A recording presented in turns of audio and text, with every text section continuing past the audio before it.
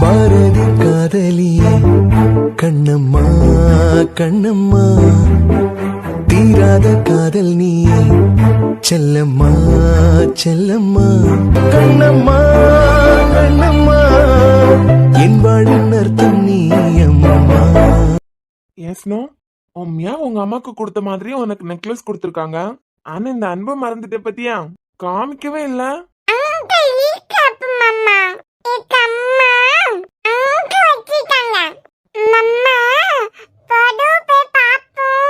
ஆமா, பிறகு போய் பார்த்து உன் அப்பா மாமா கழுத்துல நீ போட்டு விட்டுற. நீ சின்ன குழந்தை, உனக்கு குத்தம். ஆனா உங்க மாமா பெரிய மாமா தானே, உங்க மாமாக்கு எல்லாம் குத்தாது. அப்படியா? ஏஸ்னோ உனக்கு உண்மையா ரொம்ப பிடிக்குமா?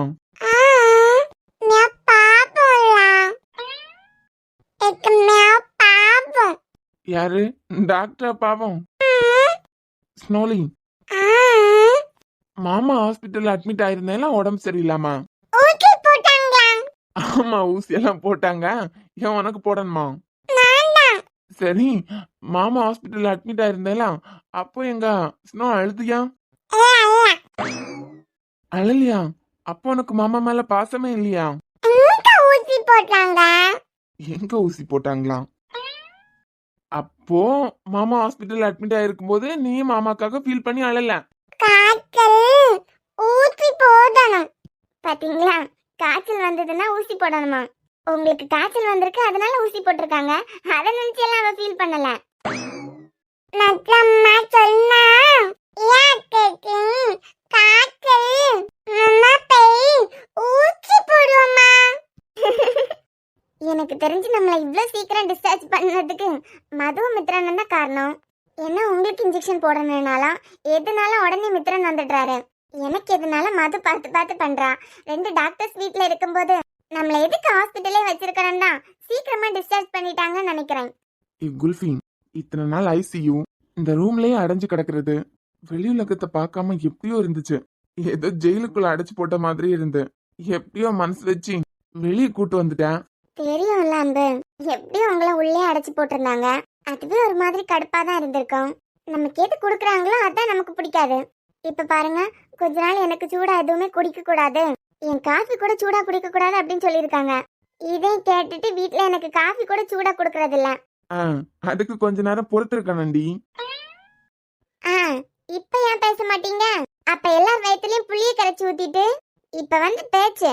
கான்சியஸ் வந்ததுக்கு அப்புறம் கூட மித்திரன் எல்லார்கிட்டையும் அன்புக்கு பழைய ஞாபகம் இருக்கிறதெல்லாம் கஷ்டம்தான்.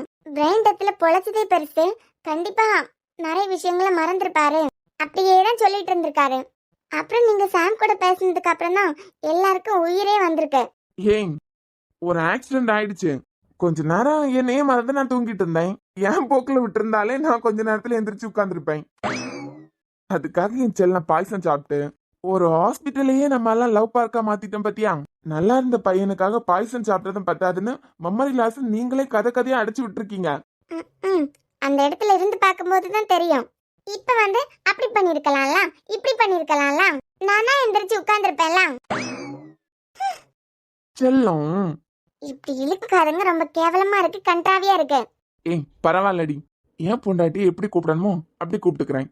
அப்புறம் குல்ஃபி, அந்த 3 ஃபிஷ் அது இன்னுமா நம்ம ஹால்ல தான் கிடக்கா, இல்ல அதான் ஒரு ரூம்க்கு ஷிஃப்ட் பண்ணிட்டியா? அது வந்து அது வந்து அத நான் அருண் கிட்ட சொல்லியிருக்கேங்க.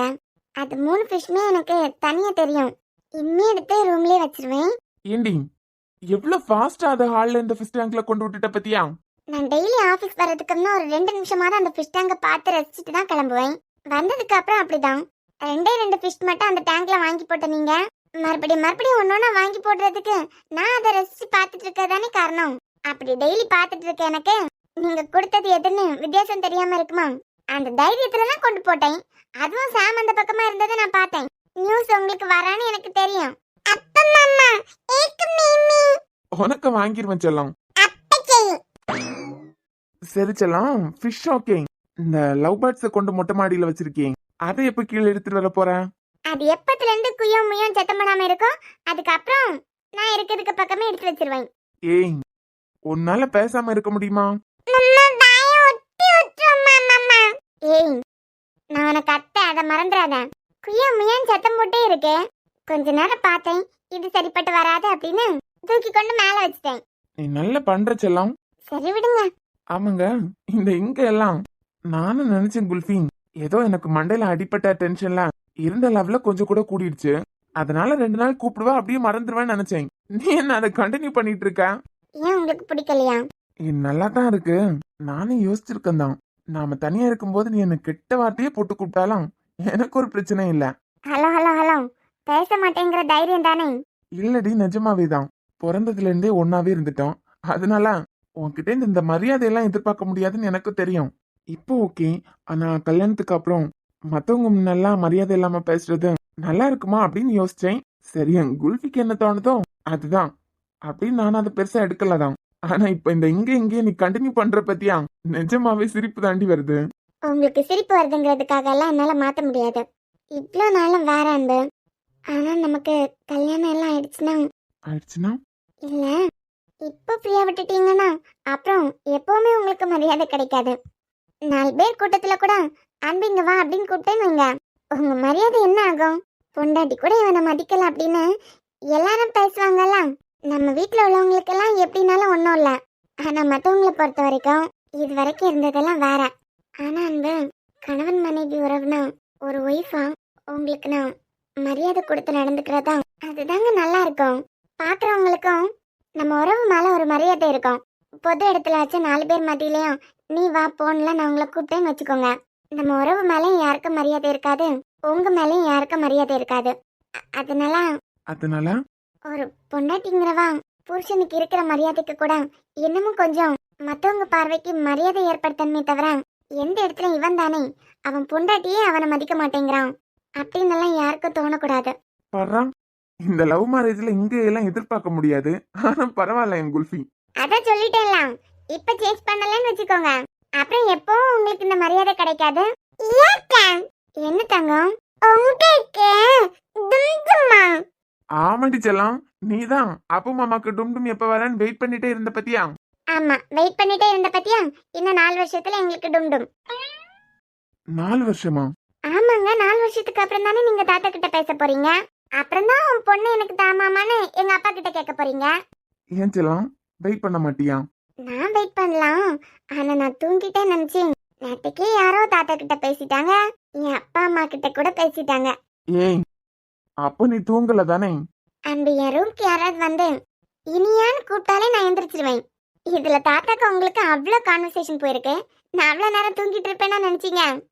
இனியா சாம் ஏதாவது சொன்னானா? சாம் ஏதாவது சொன்னானா? இல்ல, அவன் டிஸ்சார்ஜ் ஆகுறது வரைக்கும் ஹாஸ்பிட்டலே என் கூட தான் இருந்தான். வீட்டுக்கு கூட போகவே இல்லை. எனக்கு தெரிஞ்சு எனக்கு கான்சியஸ் வந்ததுக்கு அப்புறம் இப்பதான் வீட்டுக்கு போயிருப்பான்னு நினைக்கிறேன்.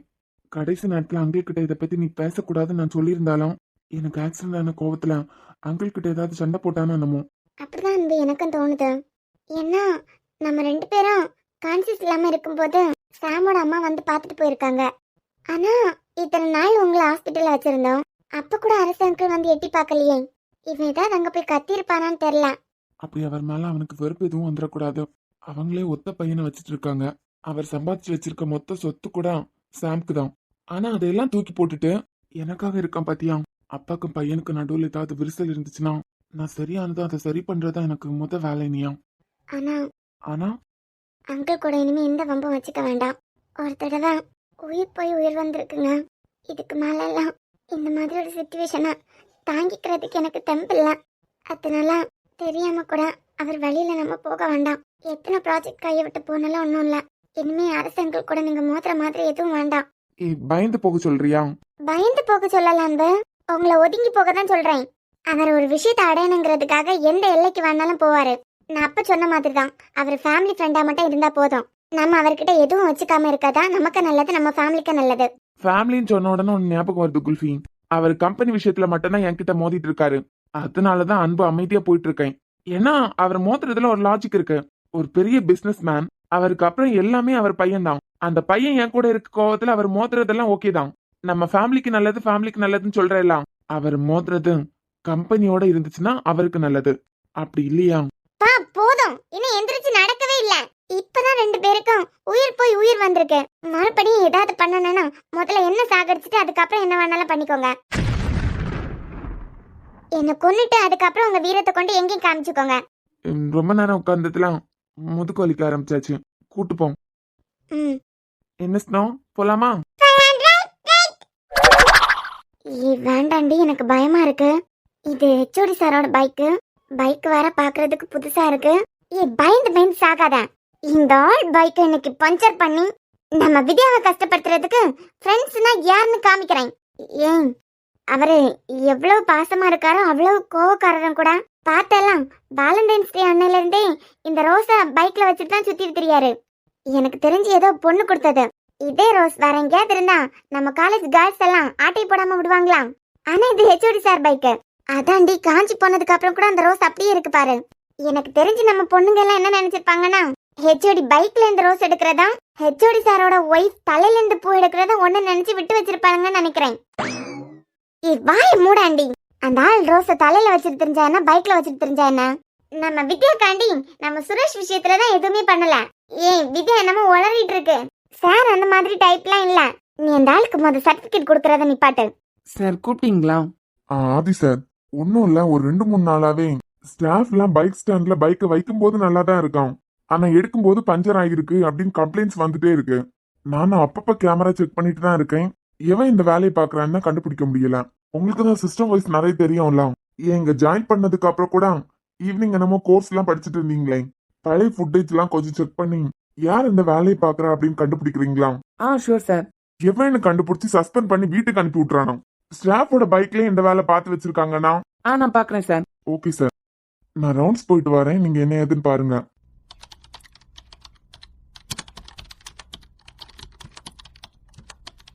பரவாயில்ல, நம்ம ஸ்டூடெண்ட்ஸ்க்கெல்லாம் தைரியம் ஜாஸ்தி தான் போல.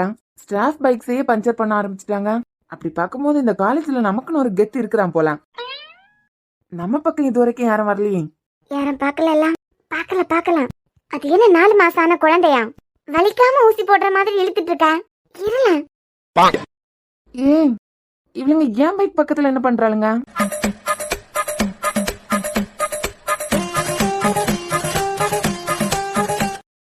ஸ்டீஃபன் அண்ணா. அதோ கூப்பிடுறேன்ப்பா.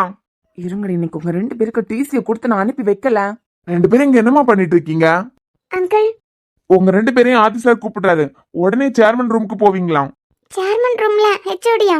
2 பேரையும் கூப்பிடுறாங்கம்மா, உடனே கிளம்புங்க. எதுக்குலாம்? நான் அப்பவே சொன்னேன், இந்த பழி வாங்குறதெல்லாம் நமக்கு வேண்டாம்னு. கேட்டியா? வந்து தொலை. உனக்கு சேர்த்து இனிமே நானே சமாளிக்க வேண்டியதா இருக்கு. எனக்கு தேவைதாண்டி. உங்க கூட எல்லாம் ஃப்ரெண்ட்ஷிப் வச்சிருக்க பாத்தியா? ஆமா, எங்க கூட மட்டும் ஃப்ரெண்ட்ஷிப் வச்சுக்காம இருந்தாலும் இவ அப்துல் கலாமா இருப்பா. வாடி. என் புது பைக்கு நானே அதுக்கு வலிக்க கூடாதுங்கிறதுக்காக மெதுவா தான் அது மேல ஏறி உட்காருவேன். இருங்கடி, மொத்த கேஸை உங்க மேல தூக்கி போட்டு இன்னைக்கு உண்டு இல்லைன்னு ஒரு வழி பண்ணிடுறேன். Good morning HOD sir. மார்னிங்கா ஆஃப்டர்நூனா? சாரி சார், டங் ஸ்லிப் ஆயிடுச்சு. மார்னிங்கா இருந்தா என்ன சார், ஆஃப்டர்நூனா இருந்தா என்ன சார்? அதுவா சார் முக்கியம்? அதுக்கு முன்ன ஒரு குட் இருக்கலாம். அந்த குட் தானே இம்பார்ட்டன்ட். சரி, 2 பேரும் எங்க இருந்து வரீங்க? அது வந்து சார், நான் காவல் கிணறு, நான் நாகர்கோயில் பக்கம் தான் சார். இந்த நக்கல் பேச்செல்லாம் என்கிட்ட வேண்டாம். இப்போ எங்க இருந்து 2 பேரும் வர்றீங்க? இப்பவா நாங்க கெஸ்ட் வீட்ல எல்லாம் இல்ல சார், எங்க வீட்ல இருந்து தான் வரோம். சரண்யா, என்கிட்ட விளையாடுற வேலையெல்லாம் வச்சுக்காத. எப்போ நார்மலா இருக்க ஆள் கிடையாது. கோவம் வந்துச்சுன்னு வச்சுக்கோ. எங்க இருந்து வரீங்க 2 பேரும்? இந்த ஆளுக்கு பைத்தியமாடி, கண்டுபிடிச்சிருப்பாரோ? சார், உங்க மேல சத்தியமா சொல்றேன், இப்பவா நாங்க வீட்ல இருந்து தான் வரோம் சார். பாட்டி வீட்ல எல்லாம் இல்ல. நான் கூப்பிடும் போது எங்க இருந்தீங்க? அப்போ அப்போ சிவியரா. சிவியராவா? அதாவது சார், சின்சியரா படிச்சிட்டு இருந்தோம். எங்கம்மா, பைக் ஸ்டாண்ட்ல உட்காந்து படிச்சிட்டு இருந்தீங்களா? நான் அப்பவே சொன்னேன் சார், இதெல்லாம் வேண்டாம். நம்ம ஹெச்ஓடி சாருக்கு வேலண்டைன்ஸ் டே அதுமா யாரோ பூ கொடுத்துருக்காங்க. அந்த பூவை ஃப்ரெண்ட்ல வச்சுட்டு அவர் அந்த பைக் மேல உட்கார்ந்து போகும்போது அவருக்கு பூ கொடுத்தவங்களே அவர் ஃப்ரெண்ட்ல உட்கார வச்சு பைக்ல போற மாதிரி ஃபீல் பண்ணி போறாரு. அந்த பூவை எதுக்கு ஆட்டை போட்டுக்கிட்டுன்னு கேட்டேன். ஆனாலும் இவதான் அந்த பூவோட வாசத்தை வச்சு யார் கொடுத்திருப்பான்னு கண்டுபிடிக்கிறதுக்காக என்னை இழுத்து கூட்டு போயிட்டா சார். சார், சரி, அந்த காம்பஸ் எதுக்குன்னு தெரிஞ்சுக்கலாமா? அதுவா சார், உங்க பைக் வேற புது பைக்கா இருக்கா. அதான் எவ்வளவு ஸ்ட்ராங்கா இருக்குன்னு பாக்குறதுக்காக டயரை குத்தி பார்த்து செக் பண்ணி தானே வாங்குனீங்க. எது? பைக் டயரை குத்தி பார்த்து செக் பண்ணி வாங்குனீங்களாண்ணா? அதான் பிரச்சனை சார். 1 கிலோ தக்காளி பழம் வாங்கினா கூட அதோட குவாலிட்டி எப்படிங்கிறதுக்காக பிடிக்கு பார்த்து நம்ம அம்மா மாதிரிலாம் வாங்குறது இல்ல. என்ன? அதே மாதிரி தான் சார் ராயல் என்ஃபீல்ட் பைக் வச்சிருந்தா மட்டும் காணாது. அதோட குவாலிட்டி எப்படின்னு செக் பண்றதுக்கு பைக்கோட டயர்ல குத்தி பார்த்தா வாங்கணும். ஒட்டிங்க. ஏன் நம்பலையா? லெஃப்ட்ல ஒண்ணு விட்டேன்னு வச்சுக்கோ, மவளம் ஒழுங்கா வீடு போய் சேர மாட்டேன். நல்ல படம் பாப்பாரு போலயே. எப்படி இந்த ஆள்கிட்ட இருந்து தப்பிக்க போறோம்? இவெல்லாம் காப்பாத்த மாட்டான், நம்மள காப்பாத்திக்கிட்டாதான் உண்டு. கொஞ்ச நாளாவே பைக் ஸ்டாண்ட்ல இருக்க பைக் எல்லாமே பஞ்சர் பண்ணி விட்டுருக்கேன். எது நானா? அப்புறம் நாயா? கம்ப்ளைண்ட்ஸ் வந்துட்டே இருந்திருக்கு. இன்னைக்கு நீ கையும் களவமா மாட்டிருக்க. சார் இப்ப சேர்மன் வந்ததும் நீங்க 2 பேரும் தான் இதை பண்ணிருக்கீங்க, நான் சொல்லி கொடுக்க போறேன். அப்புறம் ஆபீஸ்ல சொல்லி உங்க 2 பேருக்கு டிசி வேற ரெடி பண்ண சொல்லிட்டாரு. உங்க 2 பேரும் இந்த காலேஜ்ல இருந்து டெர்மினேட் பண்ண போறாங்க. சார் நீங்க கொஞ்சம் பொறுமையா இருந்தீங்கன்னா எக்ஸாம் எல்லாம் முடிச்சிட்டு நாங்களே கிளம்பிடுவோம். சரண்யா, என்ன பண்ணி வச்சிருக்கீங்கன்னு தெரியுதா? 1 வீக்கா இப்படி ஒரு இஷ்யூ போயிட்டே இருந்திருக்கு. சார் எங்களுக்கு இதுக்கு எந்த சம்பந்தமே இல்ல. ஏதோ உங்க மேல இந்த கோவத்திலயா? ஆமா, உங்க மேல இந்த கோவத்துல உங்க பைக் பஞ்சர் பண்ணணும்னு நினைச்சிட்டமே தவிர வேற யார் பைக் பஞ்சர் ஆனதுக்கு நாங்கெல்லாம் பொறுப்பு இல்ல. வேணா பழைய ஃபுட்டேஜ்ல பாத்துக்கோங்க. சரி, ஏன் மேல என்ன கோவம்? அதுவும் எக்ஸாம்ஸ் எல்லாம் முடிய போகுது. இந்த காலேஜ் விட்டு போற நேரத்துல ஏன் மேல என்ன கோவம்? நீங்க ஒழுக்கமா இருந்தீங்கன்னா உங்க மேல எங்களுக்கு என்ன கோவம் வர போகுது? ஒழுக்கமா? ஆமா, அப்புறம் என்ன வளர்ற? சார் வித்யா யார் உங்களுக்கு? என்னோட ஸ்டூடெண்ட். இப்ப என்ன அதுக்கு? உங்க பாட்டுக்கு வரீங்க, தூக்குறீங்க, கிளாஸ் ரூமுக்கு கூட்டு போறீங்க, நீங்க எக்ஸாம் ஹாலுக்கு வரீங்க, 5 மினிட்ஸ் தாண்டி அவ வரா. என்ன கேக்குறதுக்கு தான் ஆள் இல்லையே. அந்த சுரேஷ் தப்பா நடந்துக்கிட்டான், நம்மளும் ட்ரை பண்ணலாம் அப்படின்னு ஏதாவது நினைச்சிட்டு இருக்கீங்களா? ஏச்சி வாய் முடு.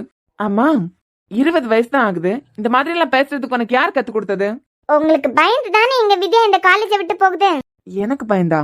ஆமா, நீங்க அவகிட்ட ஏதோ மிஸ்யூஸ் பண்றதுக்கு ட்ரை பண்ணிட்டு இருக்கீங்க. அத பார்த்து பயந்துதான். அது மட்டும் இல்லாம என்ன காதலின்னு சொல்லிட்டு. என்ன காதலியா? என்னன்னா என்ன இல்ல, உங்களை நீங்களே சொல்லிருக்கீங்க. என்ன காதலின்னு வித்யா கிட்ட ஃபோர்ஸ் பண்ணிருக்கீங்க அப்படின்னு உன் ஃப்ரெண்ட் உன்கிட்ட வந்து சொன்னாளா? கதறான். என்ன? ஆமா, சொல்லி அழுதுட்டே இருக்கான். உங்க டார்ச்சர் தாங்க முடியாம அவ ஏதாவது தப்பான முடிவு எடுத்துட்டாள்னா? சரி, நீ போய் அவளை வர சொல்லு. எதுக்கு? உங்ககிட்ட அவளை விட்டுட்டு மறுபடியும் என்ன காதலின்னு நீங்க டார்ச்சர் பண்றதுக்கா? இப்ப மட்டும் நீ போய் அவளை வர சொல்லலன்னு வச்சுக்கோ, நீ என் பைக்ல பாக்க இருந்தெல்லாம் வேலை அது அப்படியே சேர்மன்ட்ட கொடுத்துட்டு அடுத்த எக்ஸாம் எழுத முடியாம பண்ணிருவேன். ஒழுங்கா அவளை வர சொல்லு. சார் இதுக்கு முன்னெல்லாம் வேற யாரோ தான் பஞ்சர் பண்ணிருக்காங்க. நான் இதுதான் ஃபர்ஸ்ட் அட்டெம்ப்ட். அதான் தோத்துட்டேலாம். போய் அவளை வர சொல்லு. இந்த ஆள்கிட்ட இருந்து அவளை காப்பாத்தி ஆகணும். அறிவு கட்டவன் இன்னைக்கு வரட்டும். இந்த டியூப்லைட்டுங்க கிட்ட எல்லாம் என்ன சொல்லி வச்சிருக்கான்னு கேட்டுட்டு அவளை என் பைக்கு மட்டும் ஏதாவது ஆயிருக்கணும். Excuse me sir. Hi sir. ஒரு ஹெச்ஓடிய பார்த்து ஹாய் சொல்லக்கூடாதுமா. குட் ஈவினிங் சொல்றதுல ஒரு அர்த்தம் இருக்கு. அது என்ன ஹாய்? நான் என்ன உன் பக்கத்து பெஞ்சில உட்காந்துருக்க உன் கிளாஸ்மேட்டா? எச்சி வாய் முடு, வாய் உடைச்சிருவோம் பாத்துக்கோ. சரண்யா கிட்ட என்ன சொல்லி வச்சிருக்கேன்? சரண்யா கிட்ட நான் எதுவுமே சொல்லலையே சார். எதுவும் சொல்லல? எதுவுமே சொல்லலையே. வேலண்டைன்ஸ் டேக்கு நான் உங்களுக்கு ரோஸ் கொடுத்தேன். அது இன்னமும் உங்க பைக்ல தான் காஞ்சி போயிருக்கு. அதே நீங்க தூக்கி போடலதான். அப்புறம் பதிலுக்கு எனக்காண்டி நீங்க ஆசையா டைரி மில்க் வாங்கி கொடுத்தீங்க. ஆசையா? நானு உனக்கு? ஐயோ ஆமா சார், இதெல்லாம் அவகிட்ட நான் சொல்லவே இல்லையே. அப்புறம் ஹெச்ஓடி என்ன காதலின்னு என் பின்னாடியே வந்துட்டு இருக்கான். இந்த மாடுலேஷன்ல சொன்னியா? ஏச்சி மொத பல்ல காட்டுறத நீ பாட்டு வாங்கிட்டு தான் கேட்டுட்டு இருக்கேன். அது சும்மா நல்லா இருக்கலாம். என்ன காதலின்னு நீங்க என் பின்னாடி வர்றது கண்ட்ராவியா இருக்குடி. வித்யா, உனக்கு மொத அறிவு இருக்கா? இங்க இருந்து நீ போறது வரைக்கும் உனக்கு எந்த பிரச்சனை வரக்கூடாது நான் பாத்துட்டு இருந்தா அவங்க கிட்ட போய் இந்த மாதிரி எல்லாம் கதை அடிச்சு விட்டுருக்கேன். சரி விடுங்க சார், நம்ம ஃப்ரெண்ட்ஸ் தானே. எது? நாளைக்கே நமக்கு கல்யாணம் ஆகலாம். நாளைக்கு எழுத போற எக்ஸாம்க்கு மொத நல்லபடியா ப்ரிப்பேர் பண்ணு. அது ஏன் டிபார்ட்மெண்ட் சார், நீங்க எதுக்கு அதுக்காக ஃபீல் பண்ணிட்டு இருக்கீங்க? நான் மட்டும் காலேஜ் டாப்பர் ஆயிட்டேன், உங்க மனசுல இருக்கதை நீங்க சொல்லிதான் ஆகணும். உன்னை சும்மா விட்டு வச்சிருக்கேன் பாத்தியா, அதான் உனக்கு கிறுக்கு பிடிச்சிருச்சு. அத விடுங்க சார், எனக்கு ஒரு டவுட். என்ன? உங்களுக்கு நானா வந்து ரோஸ் கொடுத்தனால நீங்க எனக்கு வாங்கி வச்சிருந்த டைரி மில்க் கொடுத்தீங்க. பைத்தியம், அது உனக்காக வாங்கி வச்சது கிடையாது. நம்பிட்டேன் சார். இப்போ நான் உங்களுக்கு பூ கொண்டு தரலனா நீங்க எப்படி இதுக்கான சிச்சுவேஷனை கிரியேட் பண்ணி எனக்கு டைரி மில்க் கொடுத்திருப்பீங்க? பைத்தியம், பூ விக்கிற பொண்ணுக்கு கூட அந்த டைரி மில்க கொடுத்திருப்பேனே தவிர உனக்கெல்லாம் கொடுக்கணும்னு எனக்கு எந்த தலையெழுத்தும் இல்ல. ஃப்ரீயா ரோஸை வாங்கிட்டேனே, வேற வழி இல்ல. கணக்கு சரியா போச்சுங்கிறதுக்காக டைரி மில்க் கொடுத்தேன். மத்தபடி நீ நினைக்கிற மாதிரி எல்லாம் எதுவும் இல்ல. சரி. என்ன சரி? நம்பிட்டேன். இங்க பார் வித்யா, இங்க இருந்து போறது வரைக்கும் ஒழுங்கு மரியாதை உட்காந்து எக்ஸாம் எழுதிட்டு எந்த கெட்ட பேரம் இல்லாம காலேஜ்ல இருந்து போற வழியை பாரு. உன் டியூப்லைட் ஃப்ரெண்ட்ஸ் கிட்ட ஏதாவது இந்த மாதிரி கிறுக்கு வேலை பார்த்தேன்னு வச்சுக்கோ, மொத்த பிரச்சனைக்கு நீங்க 3 பேர் தான் காரணம்னு சேர்மன் கிட்ட ஃபுட்டேஜ் காமிச்சு கொடுத்துட்டு போயிட்டே இருந்துருவேன். கொடுங்க, எங்க கொடுங்க பார்க்கலாம். ஏய், கொடுக்க மாட்டேன்னு தைரியமா? என்னை எங்கேயும் உங்களால விட்டு கொடுக்க முடியாது சார். ஏன்? ஏன்னா? பிகாஸ் ஏன் சாவடிச்சிருவேன், போயிருங்க இருந்து. என் கண்ணை பார்த்து உங்க மனசுல நான் இல்லைன்னு சொல்லுங்க. இரவும் அல்லாத பகலும் அல்லாத பொழுதுகளும் நோடு கழியுமா, தொடவும் கூடாத படவும் கூடாத இடைவெளி எப்போது குறையுமா, உன்னை அன்றி வேறு நினைவில்லையே, இனி எந்த உயிர் எனதில்லையே. உங்க மனசுல நான் இல்ல. இப்பைத்தியம் அதான் காலேஜ் டாப்பராவா, அப்புறம் பதில சொல்றேன்னு சொல்லிட்டேன்ல, அப்புறம் என்ன கைய பாரு கண்ண பாருன்னு மொத்த போய் படிக்கிற வேலையை பாரு. ஏன் படிச்சுதான் இருந்தேனா? இது யோவா படிச்சுட்டு இருந்த பிள்ளைய சேர்மன் ரூமுக்கு வா, பிரின்சிபல் ரூமுக்கு வான்னு கூப்பிட்டுட்டு நான் வரேன். வராத, ஒரு நிமிஷம் இல்ல. இனிமே இந்த சரண்யா கிட்ட ஏதாவது உளறி வச்சேன்னு வச்சுக்கோ, உங்க அண்ணன் கிட்ட சொல்லி ஸ்டடி ஹாலிடேஸ்க்கு கூட இங்க வந்து படிக்கிற மாதிரி இல்லாம உன்னை வீட்லயே உட்கார வச்சிரும் பாத்துக்கோ. எக்ஸாம்க்கு மட்டும் வந்தா போதும்னு பண்ணிடுவேன். ஒழுங்கு மரியாதையே இருந்துக்கா. நீங்க பூக்காரிக்கு கூட டைரி மில்க் கொடுப்பேன்னு சொல்லாம இருந்தீங்கல்ல, நான் எதுக்கு இவ்வளவு பேச வேண்டியது இருக்கா? இன்னைக்கு சிசிடிவி ஃபுட்டேஜ் நான் பார்த்ததுனால உன் ஃப்ரெண்ட்ஸ் 2 பேரும் தப்பிச்சாங்க. இல்லைன்னு வச்சுக்கோ, பழைய பழின்னு எல்லாத்தையும் தூக்கி போட்டு டெர்மினேட் பண்ணி விட்டுருப்பாங்க. 2 பேர்ட்டையும் சொல்லி வச்சுக்கோ. Thank you sir. என் ஃப்ரெண்ட்ஸ் மேல உங்களுக்கு எவ்வளவு அக்கறை. ஏய், கிளம்புடி. ஆனா ஒண்ணு சார், உங்க டைரியில எழுதி வச்சுக்கோங்க. இன்னைக்கு நான் லோ லோ லோன்னு உங்க பின்னாடி வரேன்ல, இதே மாதிரி ஒரு நாள் நீங்க லோ லோன்னு என் பின்னாடி வரலனா வரலனா என் பேரை மாத்துறேன். இப்பவே யோசிச்சு வச்சுக்கோ.